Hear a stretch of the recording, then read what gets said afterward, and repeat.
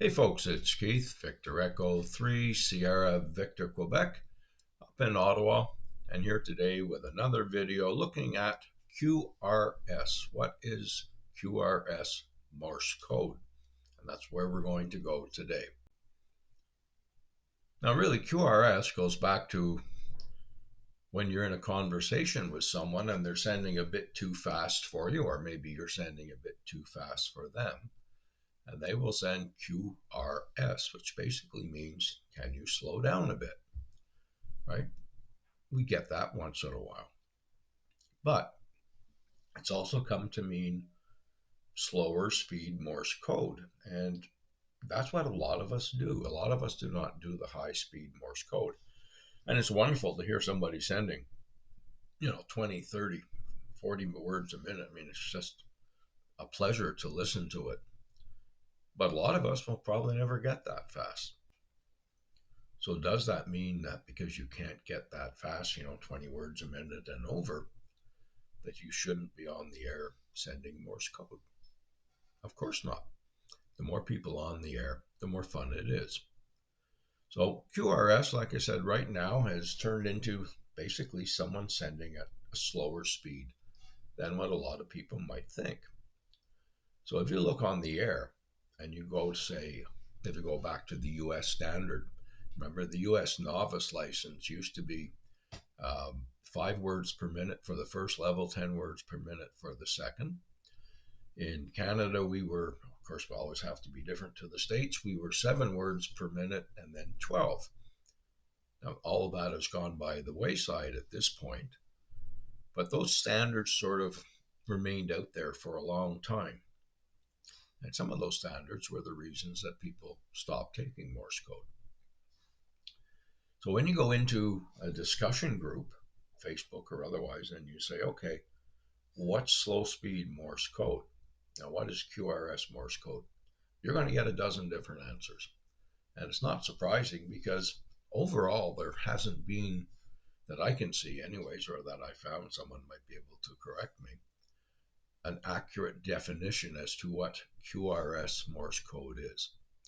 So you see it in various groups. Some groups will say 10 words and under. Others will say 12 words per minute and under. Others will say 15 words per minute. And a lot of organizations have used 20 words per minute and under. So it's really open to discussion. For myself, I tend to use 12 because the areas and the organizations that I belong to, there's usually a lot of brand new operators and they're operating, generally speaking, 12 words and under. So that's, for me, sort of become my point. And really, I'm going to show you in a minute, anywhere up to 15, there's an awful lot of people to talk to. Even at 12 words per minute, you're going to find a lot of people to talk to. So why don't people get on the air and use it? I think number one, it goes back to those early years. Who's learning Morse code now? A lot of older operators who either took it, never used it, or in some cases took it and failed it back in the 70s, 80s, 90s. So they're a little hesitant now to get on. And I find that in my class when I talk to people. Usually I log in a little bit before, we just chat with anybody coming, including some of the new students. And very often that's the case. They're worried that they're going to look silly or they can't measure up. So QRS has come to be something you can do. Now, if I look at even the last couple of months in the US, I'm not talking about Europe. Europe, there tend to be a lot more operators on at a slower speed than what there are in North America. And that could be, I guess, the license requirements that they've got over there. Now, to give you an example, just, well, probably the last few weeks, there's a young man down on the East Coast. He's usually on right after school, and he generally is out there at 7 words per minute. Lots of people want to talk to him. There was another young man, 11 years old, I think about a week ago, I guess it was. So about a week ago, and he was trying to make his very first Morse code contacts. So 11 years old, 8 words per minute.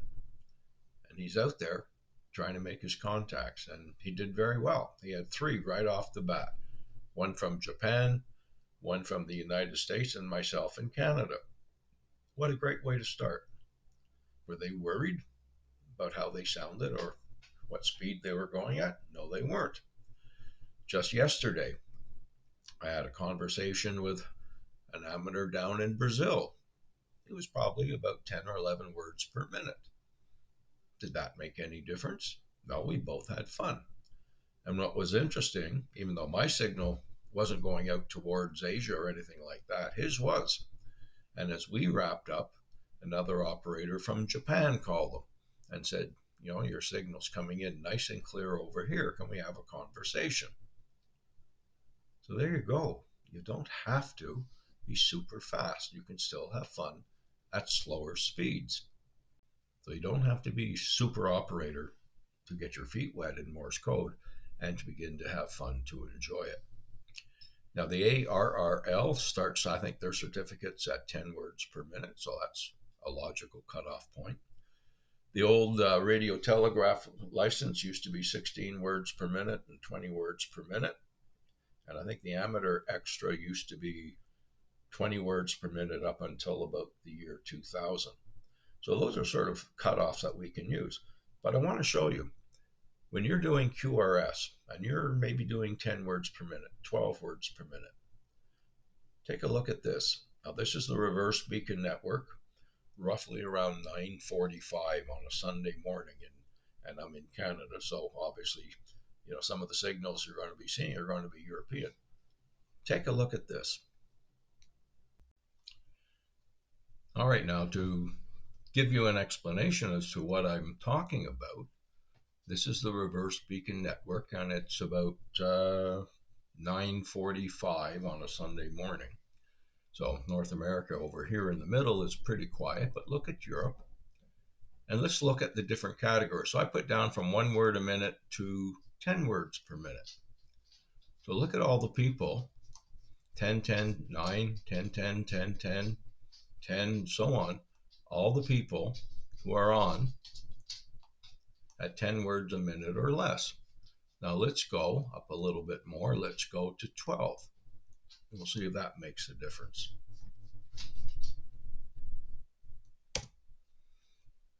Here's 12 words a minute. So 12 words a minute or less. Look at North America now. All of a sudden, North America is crowded with people. And there's everybody at 12, a couple at 11. Yeah, 11 and 12 generally. So that's going to be your North America over here.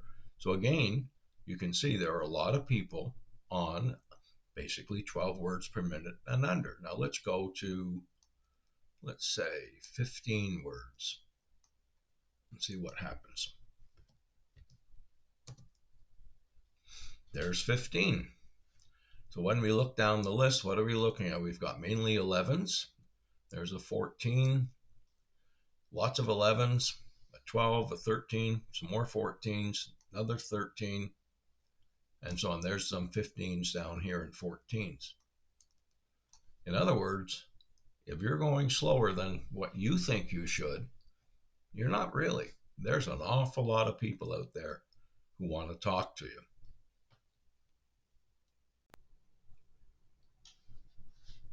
Should you be afraid to get on the air if you're sending slower, maybe 10 words a minute and less? No, not at all. Should you be worried if you're 12 words per minute? No, not at all. And again, once you're on the air and after you've done enough contacts at that slower speed, you're going to find your speed will pick up naturally. Your receiving of signals will pick up as well. So a little bit of practice, makes a big difference here. So yes, get on the air, have a bit of fun. Now, some of the events that I've got other videos on, as an example, K1USN, which has a lot of the CW ops, some of their instructors on. They have the SST, which, if I remember correctly, is under 20 words per minute. And again, the operators slow down to the slower speed, whatever the slowest speeded operator is. They also have a new one called the SSO, which is one where they encourage people 10 words or less per minute to get on. The SKCC, if you log into them, and I've got a few videos that mention them, which is one I spend a lot of time in. In the SKCC, if you log in with your call sign and put QRS beside it, you're going to have lots of people to talk to, and they'll come in, and a lot of them will ask you, what speed would you like? So if you're at 10 words per minute, tell them 10 words per minute. And when I first started way back, I guess almost a year ago, and I was trying to get on the air for the first few times, that's what I did. I went in and said, QRS, new to CW. And people would send me a note and say, because you can private message on that site, they would send me a note and say, what speed would you like? And I started off, I said, well, let's try 10 words per minute. And then as it went on, I'd say, okay, let's try 12 words per minute. So you get better as you go and as you get more comfortable. So don't worry about it. And as you see in this particular video, there's a lot of people out there, 10, 11, 12, 13, 14, 15 words per minute. You're going to have lots of people to contact. And if you're in Europe, there's a lot more operators who are in sort of lower numbers, in other words, under 10 words per minute, than what you get in North America, but still gives you a lot of people to talk to. And in North America, when the bands are open, you can get into those other areas in Europe as well. Now, another one would be the LICW. If you're a member of the Long Island CW Club, they have one called the LICW Challenge, where you can go in through one of their programs and you can post that you're out there and you can exchange membership numbers and so on. So there's lots of ways that you can go out and have fun. Just remember, this is a hobby. It's supposed to be fun. It's not life or death. So get out there, get on the air, and who knows? Maybe we'll be in contact one day. 73, and good luck with some QRS. Keith, Victor Echo 3, Sierra Victor, Quebec, wishing you a great day.